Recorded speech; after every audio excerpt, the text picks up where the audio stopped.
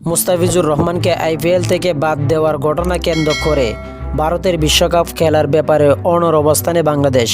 ইতিমধ্যে আইসিসিকে স্পষ্ট করে তা জানিয়ে দিয়েছে দেশের ক্রিকেটের নিয়ন্ত্রণ সংস্থা বিসিবি।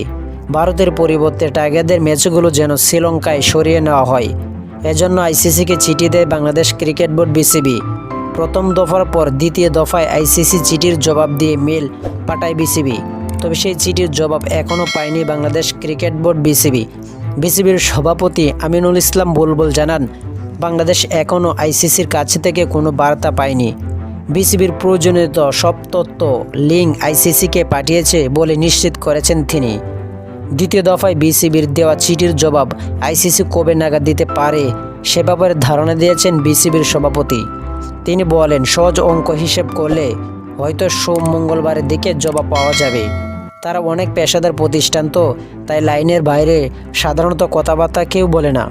গুঞ্জন উঠেছে কলকাতার ইডেন গার্ডেনের পরিবর্তে ভারতের অন্য কোনো ভেন্যুতে বাংলাদেশের ম্যাচ আয়োজন করা হতে পারে। এ বিষয়ে প্রশ্ন করা হলে বিসিবির সভাপতি উত্তর দিলেন, যা বললেন, ভারতের অন্য ভেন্যুগুলো ভারতেরই অংশ, তবে এই ধরনের কোনো প্রস্তাব এখনও আনুষ্ঠানিকভাবে বিসিবির কাছে আসেনি।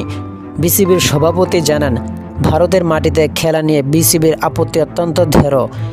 ভেন্যু পরিবর্তনের বিষয়ে ইতিবাচক সাড়া না মিললে বাংলাদেশ বিকল্প পথ বেছে নিতে বাধ্য হবে।